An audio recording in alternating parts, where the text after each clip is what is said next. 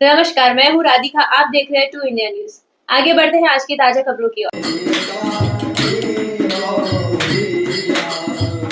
जय सिया राम जय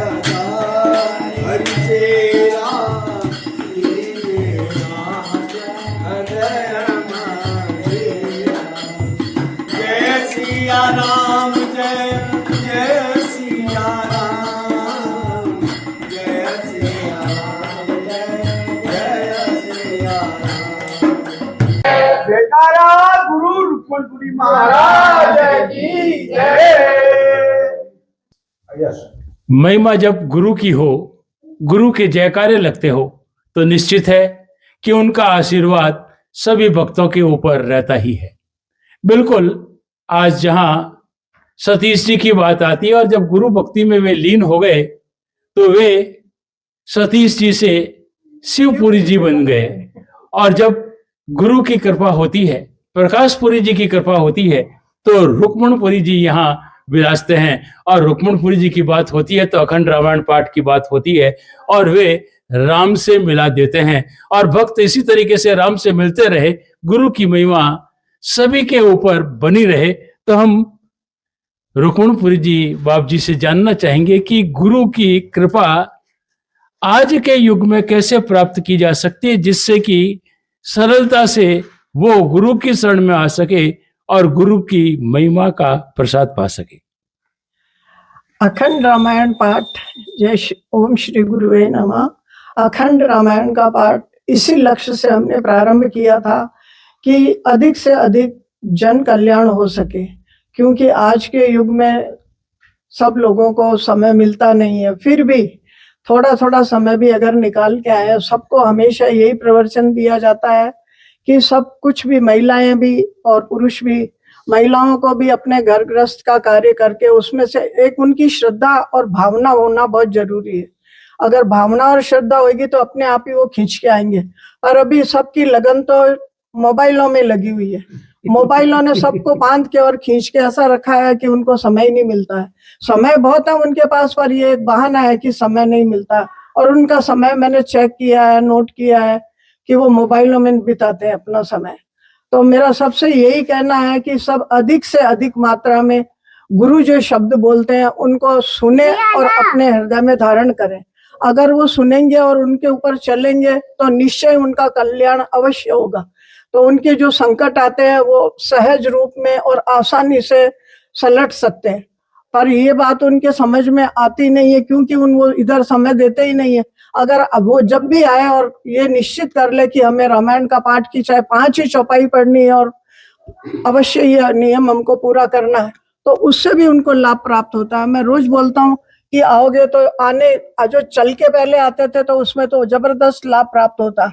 अब चलो तुम कोई वाहन के द्वारा आते हो, फिर भी इतनी दूर तो चल के आते हो वाहन से उतर के, तो उसका चलने का भी तुमको यात्रा के बराबर फल मिलेगा। और फिर यहाँ आओगे तो दर्शन लाभ मिलेगा। फिर गुरु के 2 वचन सुनोगे तो वो लाभ मिलेगा। फिर गुरु अपने हाथों से जो तुम्हें प्रसाद देंगे तो वो तुम्हें लाभ मिलेगा। तो यहाँ एक बार आने में आप लोगों को कितना लाभ प्राप्त होता है, इसको आप थोड़ा विचार करो, समझो और सोचो और उसको धारण करो, तो आप लोगों का सहज में कल्याण हो जाएगा।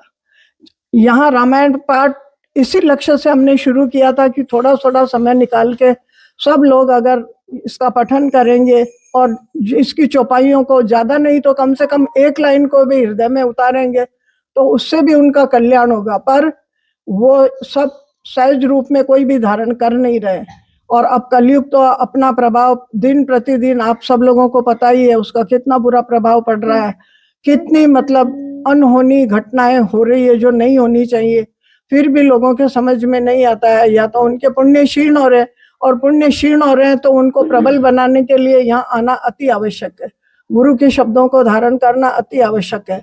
अगर आज भी ये शब्द सुनकर अगर वो सब एक शब्द भी अगर धारण करे तो निश्चित उनका कल्याण है। यही मेरा कहना। अब जैसे सतीश जी यहाँ आए, आज इस जोधपुर की धरती पे उनका जन्म हुआ, और उसमें भी तापी बावड़ी पे तापी बावड़ी के पास जो बोड़ों की हवेली है, तो हरिदास जी बोड़ा उनके नाना जी थे। वो भी गायत्री के जबरदस्त उपासक थे।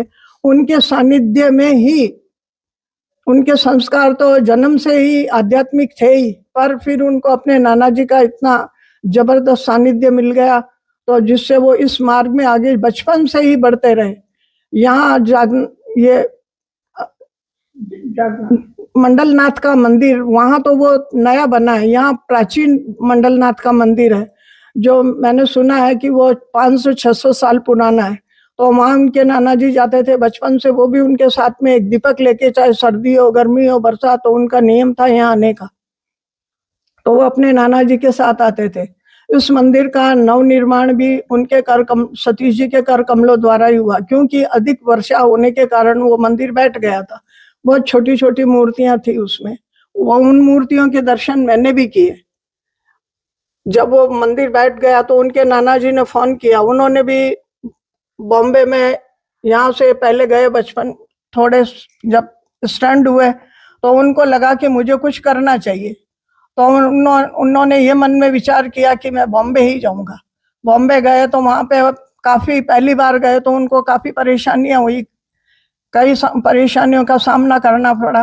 15-20 दिन वहां रहे, फिर वापस जोधपुर आए, उसके बाद में फिर गए, फिर दूसरी बार गए तो उन्होंने जबरदस्त संघर्ष किया, पीछे मुड़ के देखा ही नहीं कि अभी मुझे बस यही उनका लक्ष्य था कि मुझे यहाँ कुछ बनना है या कुछ करना है।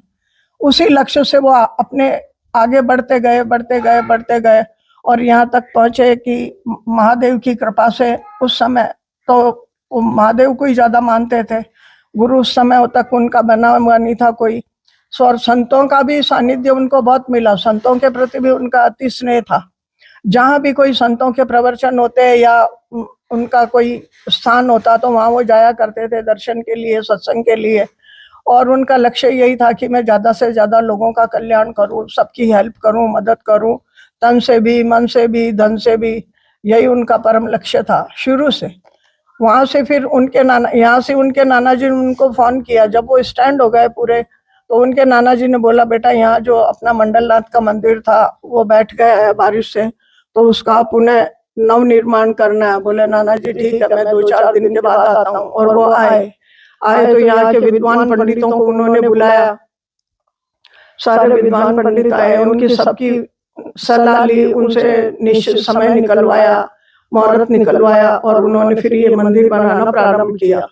इस मंदिर का भी बहुत जबरदस्त उन्होंने भव्य प्रतिष्ठा की। उसमें सुरेश ओबेरॉय, उसकी धर्मपत्नी, वो उनके खास मित्र थे, उनको बुलाया और उनको बिठाया। 3 दिन तक यज्ञ में वो भी बैठे और उनके परिवार की सब भाई और उनकी पत्नियां, माता पिता सब उस यज्ञ में बैठे और 3 दिन का कार्यक्रम जबरदस्त रहा। उसके बाद में फिर वो यहाँ आए, यहाँ से रोज निकलते, तो कई लोग उनको बोलते हैं यहाँ एक नया आश्रम बना है और संत है यहाँ पे और बहुत छोटी उम्र में ही है, और देखो कितना अच्छे, वहाँ की व्यवस्था कितनी अच्छी है, आप एक बार चलो दर्शन करो, एक बार चलो दर्शन कर लो। तो हाँ करते रहे। फिर एक दिन कोई पीछे ही पड़ गया, बोले नहीं आज तो आपको चलना ही पड़ेगा। तो फिर वो यहाँ आए तो यहाँ आके और उनको कुछ अच्छा आभास हुआ, अच्छा महसूस हुआ, उनके मन में एक जागृति हुई। तो पहले दिन तो वो आके गए, दूसरे दिन फिर आए तो उन्होंने बोला मैं आपको गुरु बनाना चाहता हूँ। मैंने कहा आप सोच लें, समझ लें, मन में पक्का निश्चय कर लें। तो मेरे मुंह से निकला, मैंने कहा यहाँ गुरु बनाना तो आसान है, पर यहाँ गुरु बना के लोहे के चने चबाने पड़ते हैं। तो उन्होंने बोला चबा लूंगा। तो मैंने कहा फिर ठीक है।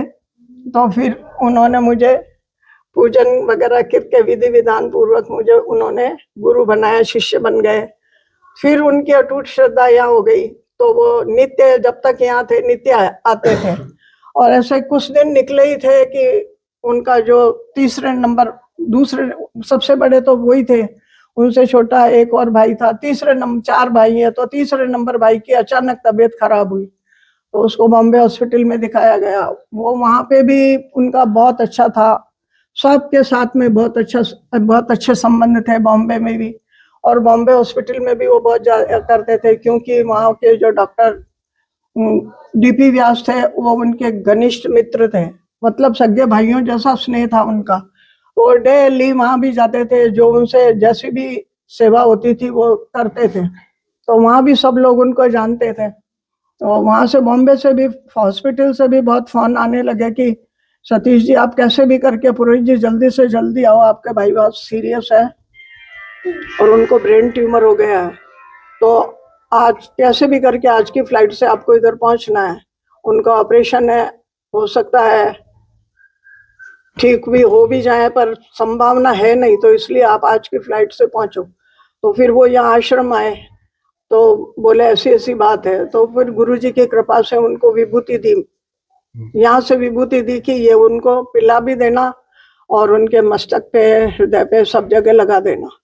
तो वो विभूति वो लेके गए, उस विभूति से गुरुजी की असीम कृपा से, राम जी की असीम कृपा से उनको फर्क पड़ा। और दूसरे दिन डॉक्टर ने बोला कि अब ऐसी खतरे वाली बात नहीं है और ऑपरेशन भी नहीं हुआ। उसी विभूति के कारण वो एकदम पूर्ण स्वस्थ हो गए। फिर उनको छुट्टी वगैरह भी मिल गई हॉस्पिटल से सप्ताह 10 दिन बाद में। और तो तब से उनको ये दृढ़ निश्चय हो गया कि यहाँ से ही मेरे भाई ठीक हुआ है। तो उस दृढ़ निश्चय से और उनकी अटूट श्रद्धा हो गई कि मेरा जो भी कुछ है, मेरा गुरु स्थान और मेरे गुरु ही है, मेरे दादा गुरु है, मेरे गुरु हैं, उनकी कृपा से ही मेरा भाई ठीक हुआ है। तो फिर उन्होंने वहाँ के अपने जो काम थे वो धीरे धीरे धीरे धीरे सब त्याग दिए। कुछ टाइम वो बॉम्बे रहे और फिर वापस आ गए यहाँ पे। उसके बाद में उनका मन वहाँ धन व्यापार में भी लगता नहीं था और वहाँ भी उनका बहुत अच्छा था। आप लोग भी बॉम्बे के हैं, ये बॉम्बे में वहीं रहते थे, इनको भी पता है कि उनकी कितनी पहुंच थी, सबको जानते हैं, बड़े बड़े लोगों से उनका कांटेक्ट था। वो अच्छे प्रॉपर्टी डीलर बन गए और कभी भी उन्होंने काला पैसा कभी नहीं कमाया, बिल्कुल एकदम वाइट पैसा था उनके पास में। वो जिस मकान या बंगले खरीदते थे और बेचते थे फ्लैट वगैरह, तो दोनों पार्टी को बिठाते थे, दोनों को सामने बिठा के निश्चित करते, तेरे से इतना कमीशन लूंगा, तेरे से इतना। कभी भी नहीं कि ऐसा एक दूसरे को बोल दिया और उससे कितना ले लिया, उससे कितना ले लिया, ऐसा कभी भी उन्होंने अपने जीवन में किया नहीं।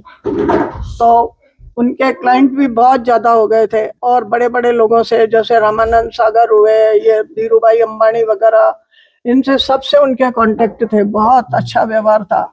जब अपने रामायण के अखंड रामायण पाठ का 1 साल प्रारंभ हुआ, पूर्ण हुआ, उनके आने के बाद ही अखंड रामायण का पाठ प्रारंभ हुआ था, क्योंकि उनकी अटूट श्रद्धा थी कि गुरुजी की कृपा से मेरे भाई का ऐसा हुआ है और गुरुजी को भी रामायण प्रिय थी और मेरे गुरु को भी रामायण प्रिय है, तो अब रामायण पाठ प्रारंभ करेंगे। तो उन्होंने ये रामायण का अखंड रामायण पाठ शुरू करवाया था। तो 1 साल का हमने निश्चय किया था कि हम 1 साल तक निरंतर अखंड रामायण पाठ करेंगे। तो 1 साल तक ये पाठ चला। उसमें इतनी भीड़ थी, इतने लोग आते थे, ये हॉल में भी नहीं आते थे, पूरा बरामदा हॉल सब भर जाता था। और रोज डेली 24 घंटे पूर्ण होते, उसके बाद में वापस पाठ प्रारंभ होता। तो रात को 12 बजे राम जन्म आता था। तो जब भी राम जन्म आता तो इतने लोग सब आते थे राम जन्म की आरती करवाने के लिए। सिटी से भी बहुत लोग आते थे। ऐसा करते करते 1 वर्ष पूर्ण हुआ। फिर उन्होंने बॉम्बे से किसी बोला कि मैं रामानंद सागर, उन्होंने रामायण बनाई है तो मैं उनको लेके आऊंगा पूर्ण आरती के लिए, और वो तैयार भी थे, परंतु अचानक उनके कोई ऐसा काम हो गया कि वो नहीं आ सके। तो फिर उन्होंने बोला सतीश जी कोई बात नहीं है, अब मेरे भाग्य की बात है, आप मेरे इसको बड़े वाले बेटे को प्रेम सागर और इसकी वाइफ को लेके जाओ। तो फिर उनको लेके आए थे। फिर वो लता मंगेशकर से कहा, तो उन्होंने कहा सतीश जी ये अब एकदम तो नहीं हो सकता है, अब कम से कम 2-4 महीने पहले हुए तो मैं मेरे सारे कार्यक्रम है उनको थोड़ा आगे करके और आ सकती हूँ, तो इस बार नहीं हो तो आप क्षमा चाहती हूँ मैं। तो फिर वो अनुराधा पौडवाल से उन्होंने कहा कि आपको चलना है। उन्होंने तो मना नहीं किया, वो तो तैयार, एकदम से तैयार हो गए, बोले नहीं। उनके दोनों के तो कोई नहीं, दूसरे कार्यों के कारण वो नहीं आ सके, पर अनुराधा एकदम तैयार हो गई और वो और उनका बेटा यहाँ पे आए और रामायण जी की 1 साल की पूर्ण आरती अनुराधा पौडवाल के द्वारा हुई। तो यहाँ इतने लोग आए कि चांद पौल तक जगह ही नहीं रही। इतना जबरदस्त यहाँ का कार्यक्रम हुआ। उन्होंने तो बहुत बड़े बड़े कार्य किए। आश्रम में 2 बार उन्होंने नेत्र शिविर भी लगाए, तो गरीब लोगों के जो हैं, जो नहीं आसानी से करवा सकते अपना इलाज, उनके सबके लिए यहाँ 2 बार शिविर लगाया। दोनों में बहुत लोगों को लाभ मिला। उसमें अमीर लोग भी बहुत सारे आ गए कि वो वहाँ बॉम्बे गए तो उनको वहाँ पे उनका नंबर ही नहीं आया, तो बोले भाई इतने बड़े डॉक्टर के पास हम वहाँ गए तो वहाँ तो हमारा नंबर ही नहीं आया, और यहाँ पे उनको यहाँ के लाने वाला कौन है। तो सब उनसे मिलने के उत्सुक हो गए, उनसे मिले और सबको बताया, सबसे मिले। तो डॉक्टर RC पटेल उनका नाम था, जो आंखों के स्पेशलिस्ट डॉक्टर थे और बॉम्बे हॉस्पिटल के बहुत जबरदस्त माने हुए थे। बहुत बहुत धन्यवाद। बिल्कुल, जिनकी महिमा की बात कर रहे हैं, वे ऐसे भक्त थे जो गुरु में लीन होकर के सब कुछ करने के लिए तैयार हो गए। आज मोबाइल जहां साधन बन के रहता है तो ठीक है, साध्य बन जाता है तो तकलीफ होती है।